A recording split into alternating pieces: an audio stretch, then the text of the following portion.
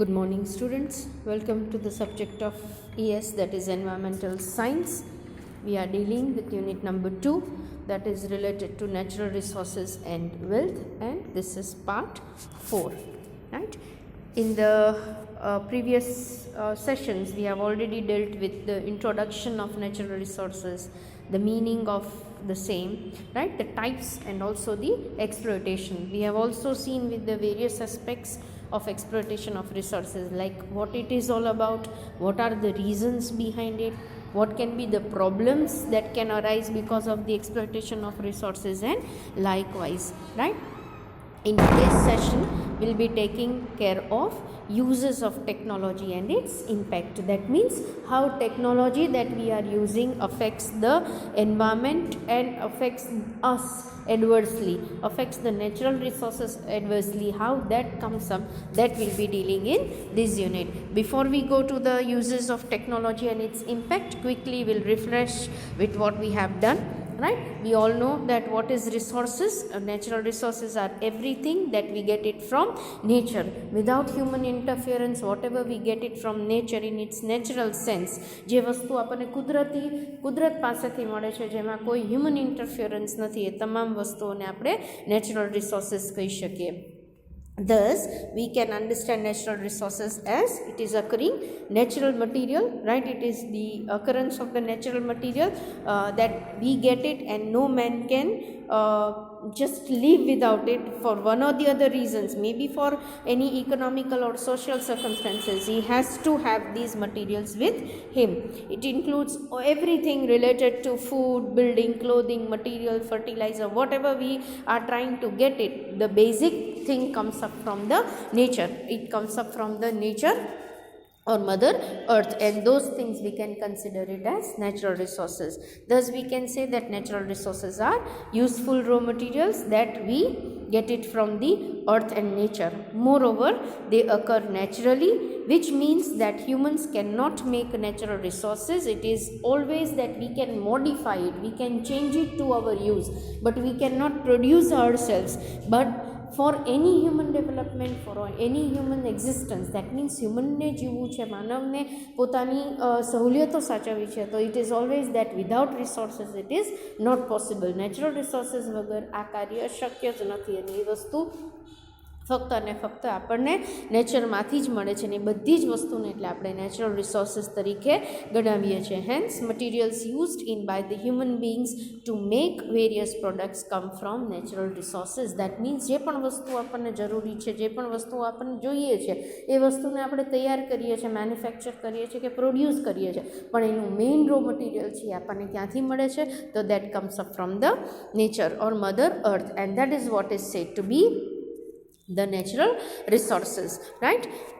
See, what happens is since many years, or since last few decades, we have exploited the earth and the natural resources like anything. That means આપણી comforts માટે, આપણી luxuries માટે આપણે ક્યાંક ને ક્યાંક રિસોર્સિસનો બહુ દુરુપયોગ કર્યો છે, અથવા તો ઓવર યુઝિંગ કરેલું છે. એ જે ઓવર યુઝડ છે એને આપણે એક્સપ્લોઇટેશન કહેતા હોય છે. જે કેપેસિટી બહારનું જે નેચર આપણને આપે છે, પણ એનાથી વધારે આપણે એની પાસેથી લઈ એક્સપ્લોઇટ કરી અને એ વસ્તુને શોષણ કર્યું છે, અને that is Y what has happened is કે ધ નેચરલ રિસોર્સિસ આર ડિપ્લીટિંગ. એ દિવસે દિવસે ઓછા થતા જાય છે, એની જે ક્વોન્ટિટી છે એ ઓછી થતી જાય છે, એની જે ક્વોલિટી છે એ પણ દિવસે દિવસે, એની જે ગુણવત્તા છે એ પણ દિવસે દિવસે ઘટતી જાય છે. And that is Y somewhere we need to understand કે કયા રીઝન્સથી આપણે વસ્તુને, આપણે નેચરલ રિસોર્સિસને એક્સપ્લોઇટ કરીએ છીએ, શું કામ કરીએ છીએ. તો here there are 5 reasons. Mind you, આ આપણે પહેલાં પણ કરેલા છે.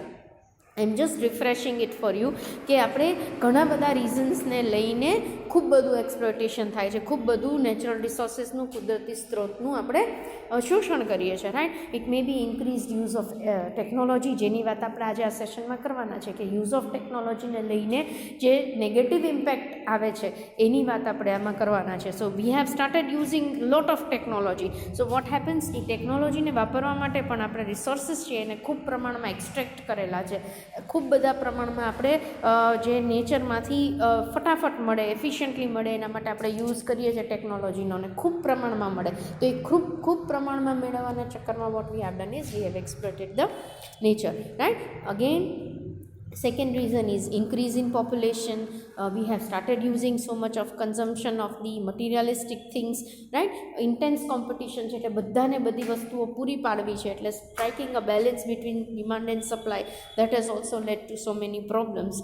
પછી unequal use of resources, ક્યાંક ખૂબ બધી વસ્તુનો ખૂબ પ્રમાણમાં ઉપયોગ થાય છે અને ક્યાંક બિલકુલ નથી થતો, તો એ અનઇક્વાલિટી પણ has led to the exploitation of resources, right. અહીંયા પ્રોબ્લેમ્સ છે જે બહુ જનરલાઇઝડ પ્રોબ્લેમ્સ હતા, જે એક્સપ્લોઇટેશન ઓફ રિસોર્સિસને લઈને આપણે આગલા લેક્ચરમાં જોયેલા છે. I am not going in detail.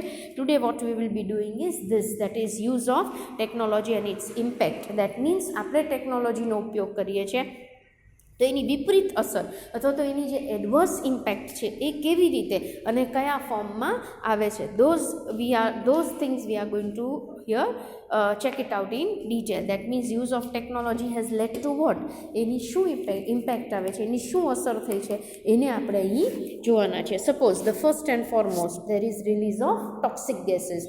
That means આપણે ખૂબ બધા પ્રમાણમાં ટેકનોલોજીનો ઉપયોગ કરીએ, maybe in the industry, maybe in the form of different vehicles, high tech વ્હીકલ્સનો ઉપયોગ કરતા હોય, ઘણી બધી ટેકનોલોજીસનો ઉપયોગ આપણે ઇન્ડસ્ટ્રીમાં કરીએ છીએ, તો એને લીધે શું થાય છે, these releases the gases like CO2, maybe SO2, NH4, NH3, આ બધા કેવા છે, આ બધા ગેસીસ છે એ ખૂબ જ હાર્મફુલ છે. They are very harmful for the environment. Again એ બધા ગ્રીન હાઉસ ગેસ એમિશનના પ્રોબ્લેમ્સ રાખે છે. That means greenhouse gases એટલે કે એવા ગેસીસ કે જે ખૂબ જ હીટ ટ્રેપ કરતા હોય, ખૂબ બધા પ્રમાણમાં ગરમી પકડી શકતા હોય, અને એ બધી ગરમી પકડતા જે ગેસીસ છે એ હવામાનમાં જેટલા રહે છે, એન્વાયરમેન્ટમાં જેટલા રહે છે, એનાથી આખું જે પ્લેનેટનું તાપમાન છે એનું જે ટેમ્પરેચર છે that rises day by day and that creates the greenhouse effect. That means there is too much of release of toxic gas creates the problems which is a outcome of use of technology. કારણ કે ટેકનોલોજીનો ઉપયોગ કરીએ છીએ, સૌથી પહેલી impact શું આવે છે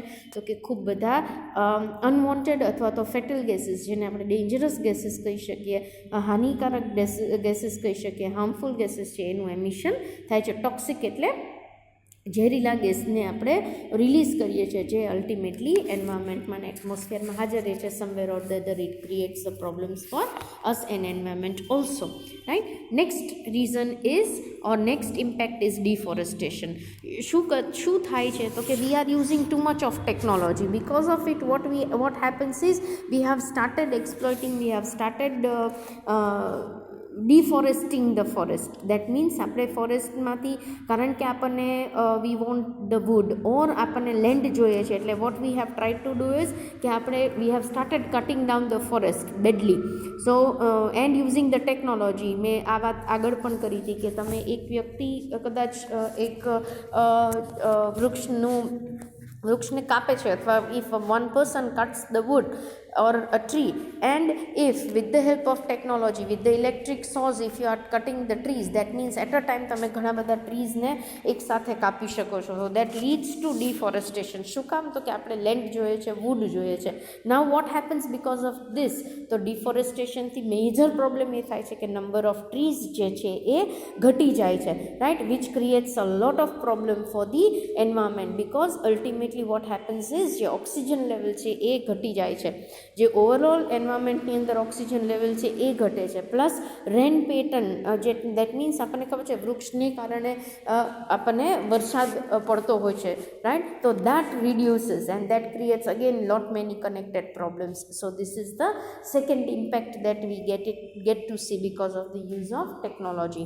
The third one comes up is increasing use of technology. That means આપણે બધી ટેકનોલોજીનો ઇન્ડસ્ટ્રીમાં એટલો બધો ઉપયોગ કરીએ છીએ, આપણે ખૂબ લાર્જ સ્કેલમાં પ્રોડક્શન કરી શકીએ છીએ, એની નાની પણ ટેકનોલોજીકલ એડવાન્સમેન્ટને લઈને what we do is we have started using or we have made unjustified use of all the non renewable resources. આપણે એટલી બધી ટેકનોલોજીનો ઉપયોગ કરીએ છીએ એટલે આપણે જસ્ટિફાઈડ, ન્યાયપૂર્વક જે રિસોર્સિસ છે એનો ઉપયોગ નથી કરતા, ઇનફેક્ટ અનજસ્ટિફાઈડ યુઝ કરીએ છીએ નેચરલ રિસોર્સિસનો, જેને લીધે નોન રિન્યુએબલ જે રિસોર્સિસ છે એ એન્ડેન્જર્ડ છે. દેટ મીન્સ નોન રિન્યુએબલ એટલે જે ફરીથી ફટાફટ નથી તૈયાર થઈ શકતા, જનરેટ નથી થઈ શકતા નેચરમાં, એ પણ આપણે દિવસે દિવસે એનું પ્રમાણ પણ ઘટતું જાય છે. સો that is the serious problem that is caused because of the use of technology. The next one comes up is chemical effluents, that is byproduct.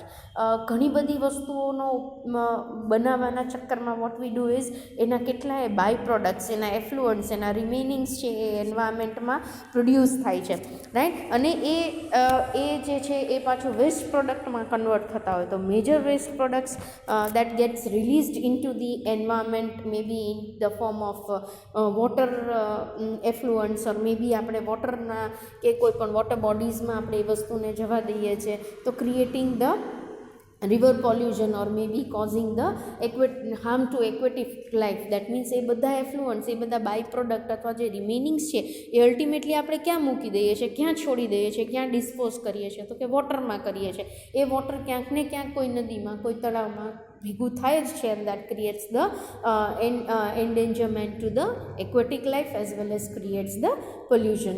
So that is the chemical effluent. Effluent એટલે by product અથવા તો waste material that comes out because of any kind of production. Next comes up is production of luxury items. આપણને બધાને, we all need luxury items to greater extent. Now what has happened because of this, that these luxury items when you are producing, it makes the use of so much of natural resources, right. Say suppose for example vehicles, right. So we all use vehicles, and that means the production of vehicles would be fast or it will be more. What happens because of that? On one hand we are exploiting the nature, on the other hand what is happening because of the use of vehicles, there is smoke and kind of the gases that are harmful to the environment are released. And what happens because of that? Maybe the hydrogen carbons gets released from the engines, and that creates a lot of air pollution. So there are so many such kind of luxury items, maybe AC, right, whatever the gases may be released because of that, that also creates the problems. We have recently seen practically also. So these luxury items, they give comfort to us, આપણને comfort આપે છે, પણ at the same time it pollutes the earth, it pollutes the nature, it harms the nature. The next important comes up is the high-tech construction. That means ખૂબ બધું construction high technology વાપરીને એમાં એક urban heat નામનું જે effect છે, that is because કે એ solar રેડિયેશનને trap કરે છે. કોન્ક્રીટ જે છે, કોન્ક્રીટ જંગલ્સ ઘણી વખત આપણે આ શબ્દનો ઉપયોગ કરતા છે કે કોન્ક્રીટ અને સિમેન્ટના જે કન્સ્ટ્રક્શન્સ છે એ ખૂબ બધા પ્રમાણમાં સોલર રેડિયેશન એબ્ઝોર્બ કરી શકે છે. Now what happens because of that? Heat gets carried in this kind of construction, and it causes the lot of removal of the vegetation and trees, because we have started building the concrete jungles instead of the natural jungles or natural forests that used to exist. So because of this heat effect, it has created problems for the circulation of air. It even traps the pollutants, right, that is released in the urban areas. It causes many problems by mixing into the air and decreasing the quality of air that we inhale. That is why there are so many problems even because of this kind of construction, which is because of high technology that is being used for construction. The seventh one comes up is there is increased use of pesticides and intensive farming. ખૂબ બધા પ્રમાણમાં આપણે પેસ્ટિસાઇડ્સનો, જંતુનાશક દવાઓનો ઉપયોગ કરીએ છીએ intensive farming કરવા માટે, અથવા તો એક જ જગ્યા પર ખૂબ બધું ફાર્મિંગ થતું હોય, ઓવરગ્રેઝિંગ થતું હોય, રાઈટ. એગ્રીકલ્ચરલ લેન્ડ છે એમાં એની જે આખી જે ગુણવત્તા છે એ ડિગ્રેડ થતી હોય, રાઈટ. સોઇલ ઇરોઝન થતું હોય. There are so many major rivers and reservoirs જ્યાંથી સોઇલ ઇરોઝન થાય છે, અને સોઇલની આખી જે ગુણવત્તા છે એ ડિગ્રેડ થાય છે. સો what happens is it leads two ડેઝર્ટિફિકેશન over a period of time. Means અમુક સમય પછી એ રણમાં બદલાઈ જાય, અથવા તો એ લેન્ડ ક્વોલિટી છે એ ડિક્રીઝ થતી હોય છે. Again the intensive use of land which we want to use it for so much of farming, એક ક્રોપ, 2 ક્રોપ, 3 ક્રોપ, એવી રીતે આપણે ઇન્ટેન્સિવ ફાર્મિંગ કરવું હોય એક જ જગ્યા ઉપર અને ખૂબ બધા પેસ્ટિસાઇડ્સનો ઉપયોગ કરીએ છીએ, તો જે આખી ફર્ટિલિટી ઓફ લેન્ડ છે તો એ આખી ડિસ્ટર્બ થાય છે. So that is also one of the reason, and this all is possible because of the use of technology somewhere.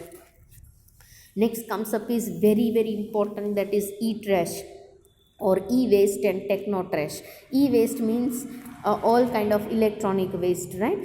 So technology has blessed us with so many devices, but it has also made our life very easy and accessible. On tip of buzzer, or maybe on a tip of a click, we can get to see everything all over the world, no doubt about it.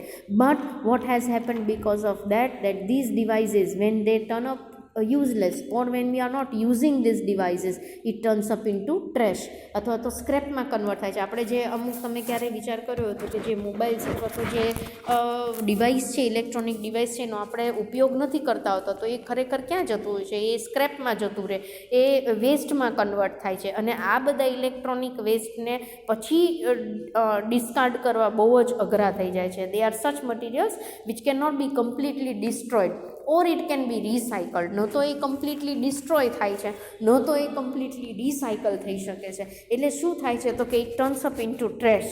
અને આવું જે solid waste છે, electronic waste છે, એ દુનિયાની અંદર, કારણ કે આપણે વધારે ને વધારે ડિવાઇસીસનો ઉપયોગ કરતા થઈ ગયા છે, ઇલેક્ટ્રોનિક આઇટમ્સ, ગેજેટ્સનો ઉપયોગ કરીએ છીએ, this somewhere or the other the trash has increased a lot. So that, અને પછી આનો કોઈ નિકાલ નથી, આનો કોઈ ઉપાય નથી, and that has created a lot of problem, right? Next comes up is technology depleting resources and creating pollution. That means what has happened is all the technology creates the pollution, and somewhere it decreases the say the health of the environment. It pollutes the environment badly.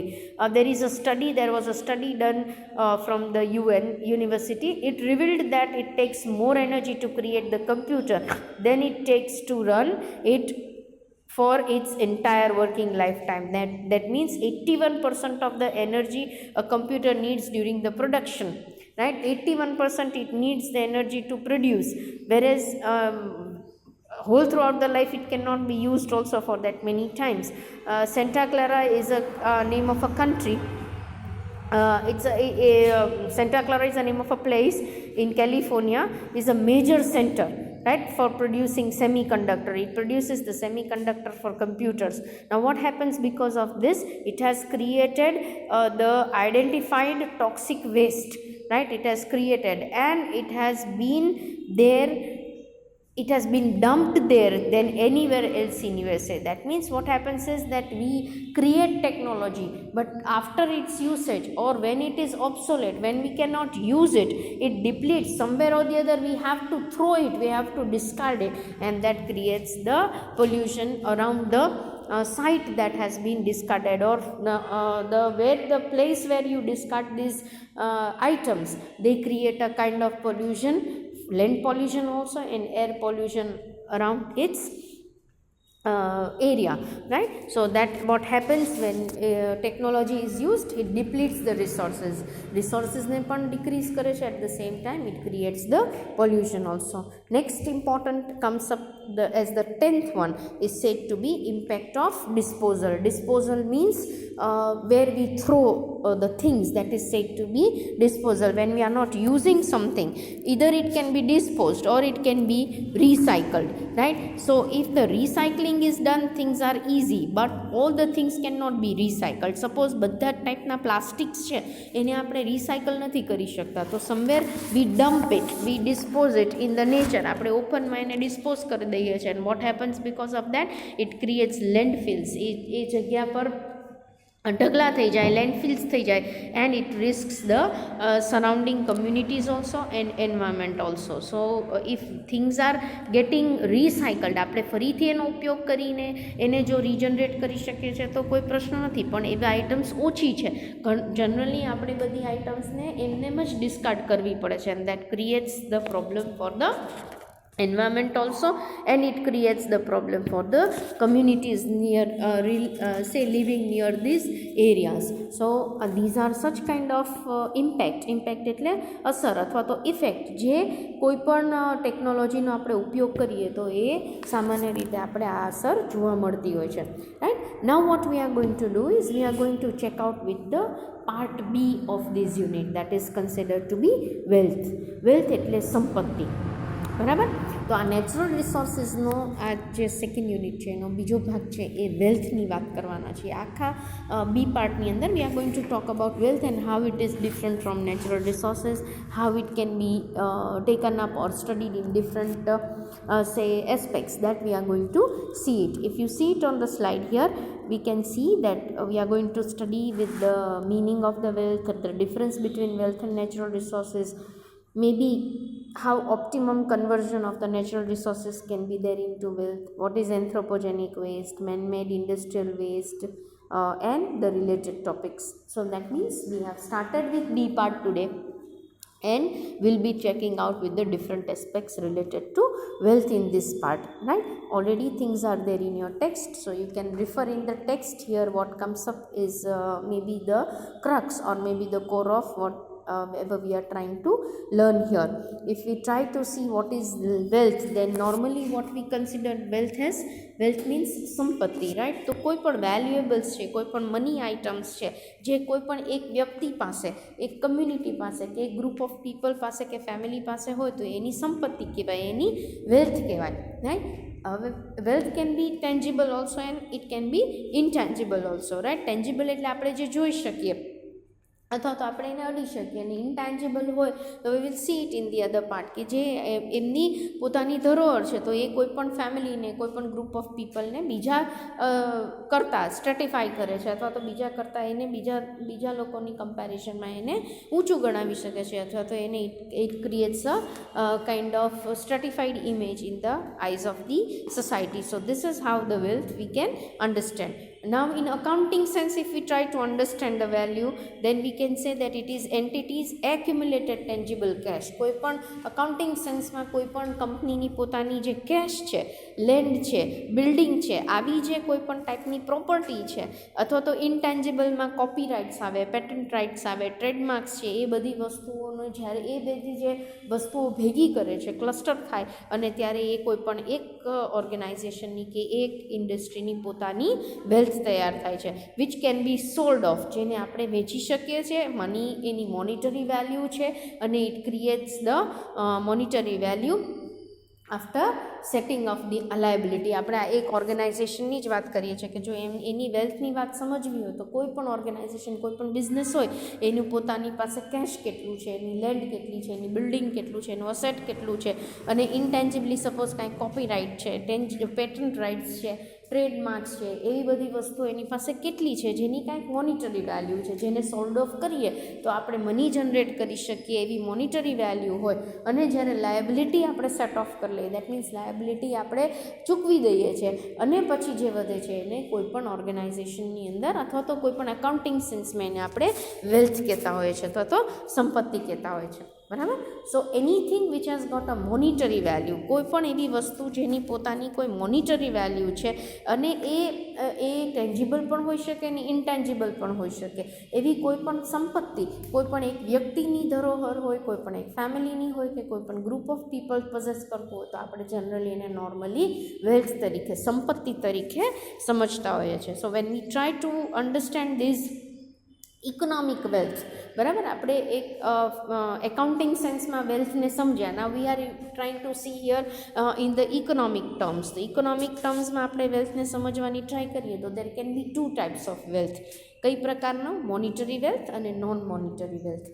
Monetary એટલે related to money, right. That means ક્યારે પણ કોઈ પણ વસ્તુને આપણે sold of કરીએ છીએ કે બોટ કરીએ છીએ, that means when we are bringing it, we are buying it, or when we are selling it, it has got its own price, right. એની એ માર્કેટમાં આપણે એ વસ્તુ કરવા જાય તો એની પોતાની એક પ્રાઇસ છે, અને the market price however reflects only the commodity price and not the necessarily the value બરાબર. તો એ મોનિટરી પ્રાઇસ છે એ કેવી, તો કે માર્કેટમાં તમે એને વેચવા જાઓ અને તમને જે પ્રાઇસ એની ઉપજે છે એને આપણે મોનિટરી વેલ્થ કહેતા હોઈએ છીએ. Now it may not be essential all the time. હવે આ બધી જ વસ્તુઓ કદાચ એટલી જરૂરિયાતવાળી ન હોય, પણ એની મોનિટરી વેલ્યુ છે તો એને મોનિટરી વેલ્થ કહેવાય. સપોઝ વોટર છે, તો વોટર વગર સર્વાઈવલ શક્ય જ નથી હ્યુમન બીંગ્સ માટે, બરાબર. પણ કારણ કે આપણને ઇઝીલી અને ચીપલી કદાચ અવેલેબલ છે તો એની મોનિટરી વેલ્થ નથી, પણ એની જ if you are trying to C from the necessity point of view then it is very very important, right? So water may be considered to be very essential for the survival of human beings, but usually it does not have any monetary value, બરાબર. If we consider in the second category, that then what is non-monetary wealth? Non-monetary wealth કોને કહેવાય, તો કે they are all those things which depend on a scarce resource. જે resources scarce છે and for which there is a demand, એના માટેની demand છે, but are not bought and sold in the market and there is no price for it, બરાબર. એની demand છે પણ એની કોઈ પ્રાઇસ આપણે નક્કી કરી શકતા નથી. સપોઝ હેલ્થ છે, ડિફેન્સ છે કે એડ્યુકેશન છે, એ બધી કેવી વસ્તુ છે, નોન મોનિટરી વેલ્થ છે. કોઈ પણ એક વ્યક્તિની પાસે ક્વોલિફિકેશન હોય, પોતનો હેલ્થ સારી હોય, બરાબર, તો એ કેવી છે, એ બહાર કદાચ માર્કેટ પ્રાઇસ એની ન હોઈ શકે, બહાર વેચવા જાય તો એમાંથી out of money he can not generate, but it is his own wealth, it is his personal wealth that adds to his quality of life, and that is why it can be considered as non monetary wealth. તો economic સેન્સમાં એક monetary wealth છે, એક non monetary wealth છે. Monetary wealth કોને કહેવાય, તો કે એ બધી એવી સંપત્તિ છે કે જેની કોઈ માર્કેટ પ્રાઇસ છે, જેની કોઈ માર્કેટ વેલ્યુ છે, અને તમે બહાર માર્કેટમાં જો એને વેચવા લેવાનું કામ કરો તો you can generate money out of it or you have to pay money for it, right. Where non monetary wealth કેવી વેલ્થ છે કે એ બધી એવી ટાઈપની વેલ્થ છે જે ખરેખર સ્કેર્સ છે, એ કદાચ એ લિમિટેડ પ્રમાણમાં હોય. At the same time you can actually not sold it and bring it from the market. માર્કેટમાંથી આપણે દવાઓ લાવી શકીએ પણ હેલ્થ ન લાવી શકીએ, રાઈટ. માર્કેટમાંથી બુક્સ લાવી શકીએ પણ એડ્યુકેશન ન લાવી શકીએ. તો that means they are all considered to be wealth. છતાં એ સંપત્તિનું કામ કરે છે. It can be considered as wealth but it is non monetary in nature. That means I think I am clearing out the concept of wealth here, right?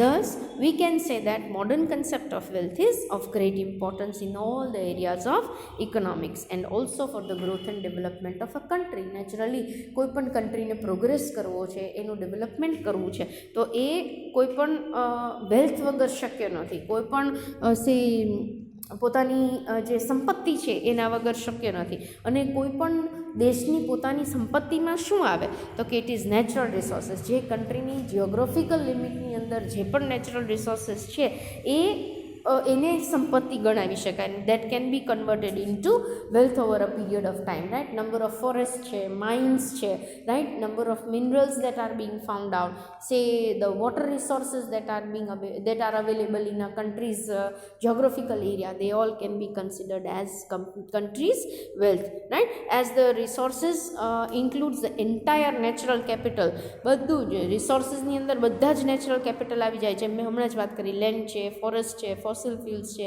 Minerals છે, they all can be considered a country's wealth, right.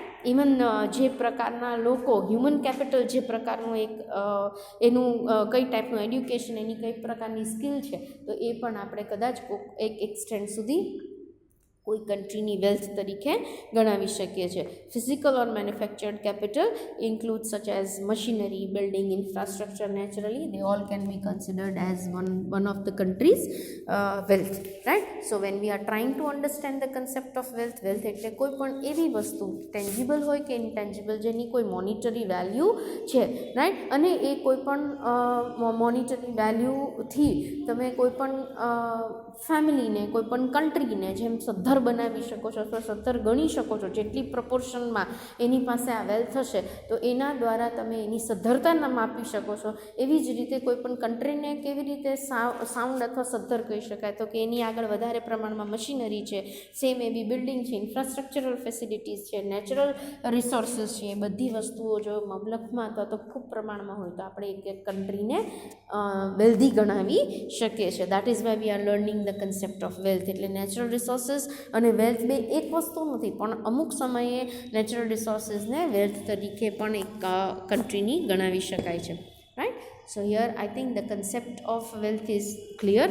We are moving towards the important area, that is difference between natural resources and wealth. જો આપણે આગળ એવું કીધું હોય કે કોઈ પણ કન્ટ્રીની નેચરલ રિસોર્સ છે એની વેલ્થ ગણાવી શકાય, પણ દરેક વખતે વેલ્થ અને નેચરલ રિસોર્સ છે એ બે એક જ વસ્તુ, સંપત્તિ અને કુદરતી સ્ત્રોત એ બે વેલ્થ જ ગણાવાય અથવા બે એક જ છે એવું કહી શકાતું નથી. There are so many difference between them and one by one we shall be learning it. Suppose number 1, wealth is the abundance. આપણને ખબર છે કે વેલ્થ જે પુષ્કળ પ્રમાણમાં વેલ્યુએબલ રિસોર્સિસ હોય, એનું પોઝેશન હોય, એ મટીરિયલનું પોઝેશન કોઈ પણ વ્યક્તિ પાસે એની માલિકી હોય તો આપણે એને વેલ્થ ગણાવીએ છીએ. જ્યારે નેચરલ રિસોર્સિસ શું છે તો કે all those materials or substance that occurs in nature, જે નેચરમાં હાજર છે, નેચરની અંદર છે, એનો ઉપયોગ કરીને આપણે ઇકોનોમિક ગેઇન કરી શકીએ છીએ. અને સૌથી important that we get it from earth. So whatever we get it from earth, હા એનો ઉપયોગ કરીને આપણી ઇકોનોમિક એક્ટિવિટીઝમાં એનો ઉપયોગ કરીને આપણે પ્રોડક્શન કરી શકીએ, એ વસ્તુ જુદી છે. પણ these resources can be or these things, these materials can be considered as natural resources. Right. અને એ એબન્ડન્સમાં હોય પણ એનું એક લિમિટેશન પણ હોઈ શકે છે. Next is wealth is relative and may be very important from economic point of view. હમણાં જ વાત કરી કે અર્થતંત્ર માપવું છે, આર્થિક પરિસ્થિતિ જોવી છે, તો તમે વેલ્થ છે એ રિલેટિવ છે, એ ટર્મને તમે જોડી શકો છો અને એના દ્વારા તમે કોઈપણ વ્યક્તિની અથવા તો કોઈપણ યુનિટની તમે જે ઇકોનોમિક પરિસ્થિતિ છે એને માપી શકાય છે. જ્યારે natural resources are all those assets. તો નેચરલ રિસોર્સિસ શું કહેવાય તો કે natural resources are all those assets, એ મૂડી ખરી, મિલકત ખરી, પણ કોની તો કે that is coming from the nature. અને પર્ટિક્યુલરલી એ નેચરલ રિસોર્સિસ જે પર્ટિક્યુલર જોગ્રાફિકલ એરિયામાં પડતા હોય એ કન્ટ્રીની પોતાની નેચરલ રિસોર્સિસ કહી શકાય. સો all the assets or materials that constitute the natural capital of a country can be considered as natural resource. Right.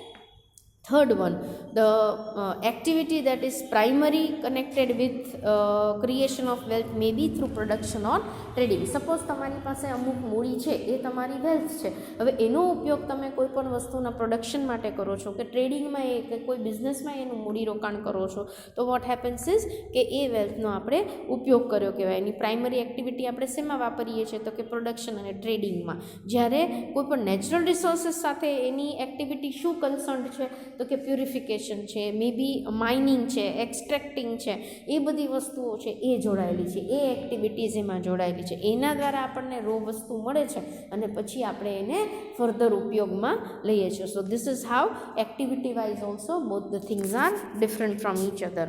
If we go to the fourth one, the concept of wealth is relative in nature and cannot be divided into specific criteria except monetary wealth and possession. હા, અને વેલ્થની એક important point એ છે કે એ તમે કોઈ બીજા ત્રીજા ક્રાઇટેરિયામાં એને મૂકી ન શકો. મોનિટરીલી દેટ મીન્સ આર્થિક રીતે પૈસાની દ્રષ્ટિએ જે પોઝેશન સૌથી વધારે હાઈએસ્ટ છે એને આપણે વેલ્થ ગણાવી શકીએ. રાઈટ. જ્યારે નેચરલ રિસોર્સિસને તમે જુદી જુદી કેટેગરીઝમાં મૂકી શકશો, પણ વેલ્થને આપણે મોનિટરી અથવા નોન મોનિટરી આ બે જ કેટેગરીમાં મૂકી શકાય. જુદી જુદી પછી કેટેગરીઝમાં આપણે એને બાયફર્કેટ કરી શકતા નથી. જ્યારે આપણે ટાઈપ્સ ઓફ નેચરલ રિસોર્સિસ જોવા જઈએ તો આપણે આગળ પણ જોયેલું છે. રાઈટ.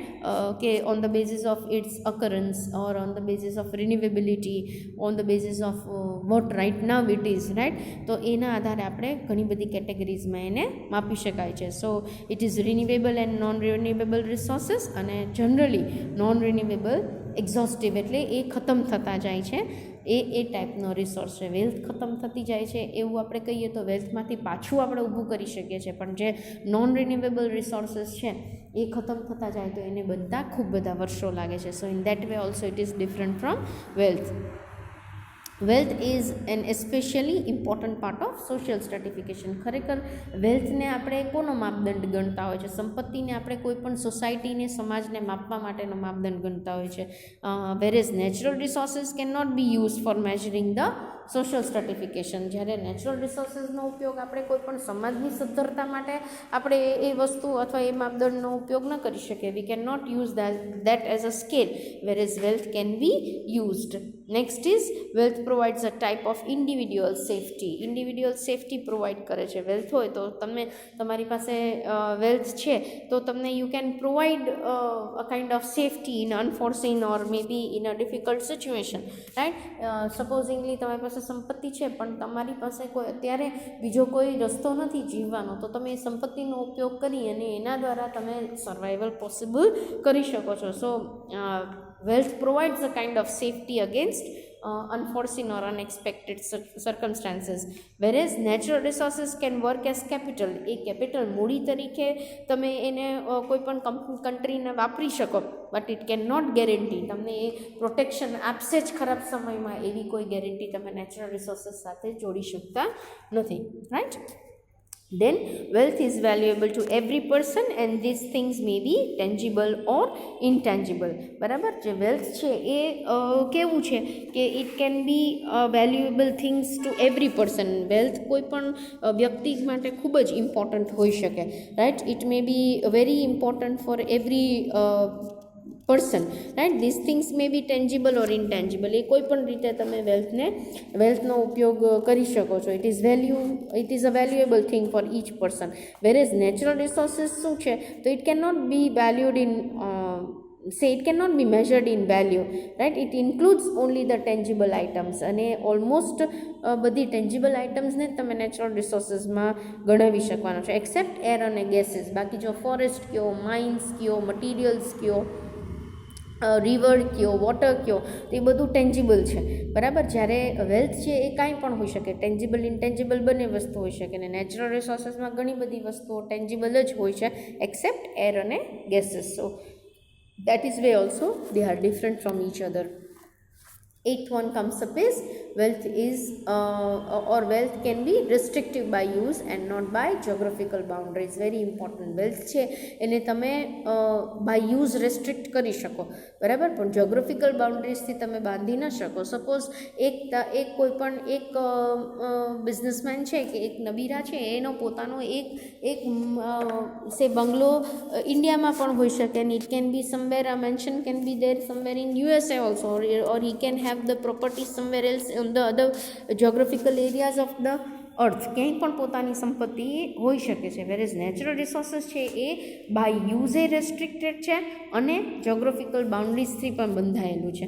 નેચરલ રિસોર્સિસને તમે એવું ન કહી શકો કે નેચરલ રિસોર્સિસ ઇન્ડિયાની અંદર આવતા નેચરલ રિસોર્સિસ ઇન્ડિયાના જ કહેવાય, પછી તમે બીજી કોઈ કન્ટ્રી નેચરલ રિસોર્સિસને પોતાની સંપત્તિ તરીકે ગણાવી શકતા નથી, right. Next is existence of human being is dependent on wealth. હા, ડેફિનેટલી કોઈ પણ હ્યુમન બિંગનું એક્ઝિસ્ટન્સ છે એ અમુક અંશે જ વેલ્થ ઉપર ડિપેન્ડન્ટ છે, રાઈટ. Not completely. કદાચ સંપત્તિ નહીં હોય તો માણસ જીવી શકશે, જરૂરી નથી કે સર્વાઈવલ માટે સંપત્તિની કે વેલ્થની જરૂર પડે, પણ કોઈ પણ નેચરલ રિસોર્સિસ છે એ કોઈ પણ વ્યક્તિના સસ્ટેનેબલ એક્ઝિસ્ટન્સ માટે જરૂરી જ છે. જો એને સારી રીતે જીવવું છે, then he highly depends on the natural resources. So wealth ઉપર કદાચ માણસ ઓછું વધતું હોય તો ચાલી શકે, પણ જો નેચરલ રિસોર્સિસ એરમાં, ઓક્સિજનમાં, વોટર ક્વોન્ટિટીમાં અથવા એની ક્વોલિટીમાં ફેર પડે તો એની તરત એના સર્વાઈવલ ઉપર એની અસર પડે છે. Again, 10th one is wealth cannot be created or wealth cannot create the natural resources. In fact, it's the form of output. હા, એ આપણે ખાસ જોવાનું છે કે વેલ્થ છે cannot create natural resource. ગમે તેટલી સંપત્તિ હશે તો તમે એના દ્વારા બધા જ નેચરલ રિસોર્સિસને ઊભા કરી શકશો એવું શક્ય નથી, પણ natural resources can be used. એ નેચરલ રિસોર્સિસને તમે મેઇન ઇનપુટ તરીકે વેલ્થને જનરેટ કરવા માટેના મેઇન ઇનપુટ તરીકેનો ઉપયોગ કરી શકો છો. સપોઝ ગોલ્ડ માઇન્સ છે તો ગોલ્ડ માઇન્સને એ નેચરલ વસ્તુ છે. Gold can not be produced by અસ.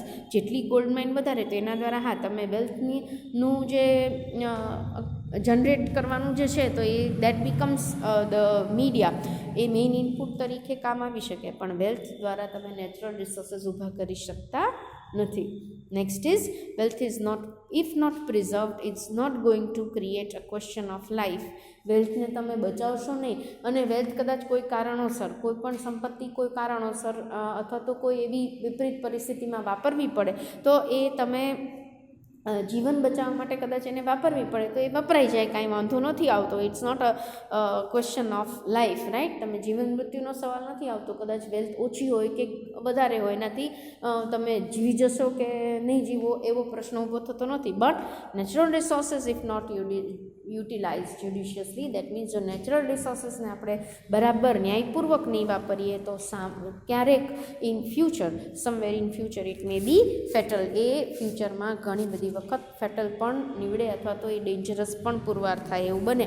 કારણ કે if too much of suppose cutting of the forest or maybe trees, that will lead to depletion of oxygen gas and that may create the problems for future generation to come. So એ natural resources, yes, it can create the problems like that. Next comes up in the series is 12th one. Wealth is not static concept, means it can change from time and value of money. બરાબર, એ static નથી, એક ધારું નથી. Wealth છે એમાં બદલાવ આવી શકે, ટાઈમ પ્રમાણે બદલાવ આવી શકે, મનીની વેલ્યુમાં બદલાવ આવે તો આવી શકે. વેરેઝ natural resources is static, there cannot be sudden increase or decrease in the resources, right. હા, ઇન્ક્રીઝ તો ખાસ નથી, કદાચ ડિક્રીઝ ફટાફટ થઈ શકે, પણ નંબર ઓફ રિસોર્સિસ વધી જશે અચાનક by the efforts of man create કરશે ને વધી જશે એવું થતું નથી. Except planting of the trees, આપણે જે નેચરલ રિસોર્સિસમાં વધારો કરી શકીએ એ આપણે ખાલી વૃક્ષ રોપણથી જ કરી શકીએ છીએ. બાકી કોઈ પણ એવી નેચરલ રિસોર્સિસ નથી કે જેને આપણે પોતાની મેળે બદલી શકીએ છીએ અથવા આપણે પોતાની મેળે વધારી શકીએ છીએ. જ્યારે વેલ્થને ના પ્રમાણમાં મની અને ટાઈમના આધારે એમાં ચેન્જીસ આવી શકે એવું શક્ય છે. Next comes up is the last one, 13th. Economic wealth can be important component of GDP of the nation. હા, કોઈ પણ કન્ટ્રીના જીડીપીની અંદર ઇકોનોમિક વેલ્થ છે એનું એક મહત્ત્વનું સ્થાન છે. It is important component of it. Whereas natural resources can be a component of GDP, પણ ડિરેક્ટલી નહીં. જીડીપી, કોઈ પણ કન્ટ્રીનું જીડીપી માપતા હોય તો આપણે નેચરલ રિસોર્સિસને સીધી રીતે નથી લેતા હોતા, સીધું એને કમ્પોનન્ટ તરીકે આપણે એનો ઉપયોગ નથી કરતા હોતા. But it may so happen that the nation may be very rich in natural resources but may not be economically very sound. પણ હા, એના બાય પ્રોડક્ટ્સને વાપરીને આપણે ઇકોનોમિક એક્ટિવિટી કરવી પડે અને પછી કોઈ પણ કન્ટ્રીની સદ્ધરતા આવે છે. જ્યારે નેચરલ રિસોર્સિસ છે એ કેન નોટ બી, એટલે ડિરેક્ટલી આપણે એને જીડીપીનું કમ્પોનન્ટ ગણાવી શકતા નથી, right. Suppose a country can be very rich in natural resources but when it comes to its economic development, infrastructural facility, એની પોતાની આર્થિક જે સદ્ધરતા છે એ નેચરલ રિસોર્સિસ હોય છે એટલે, અથવા તો નેચરલ રિસોર્સિસના આધારે તમે એની આર્થિક સદ્ધરતા માપી શકતા નથી, right. So it can not be a direct component of GDP. So here what we have done is we have introduced ourselves to wealth, right. We have seen what basically the wealth is all about and we have tried to see the difference કે natural resources અને wealth બે એક સરખી વસ્તુ નથી, એકબીજાથી જુદી વસ્તુ છે અને એ બંનેને આપણે જુદી જ રીતે ટ્રીટમેન્ટ આપવી પડે, જુદી જ રીતે આપણે જોવી પડે. સો here we are ending up with this part 4 of unit 2, part B, right. And when we meet next, we shall be checking with the many more aspects of wealth. By the time we meet next, take care of yourselves. Goodbye and thank you.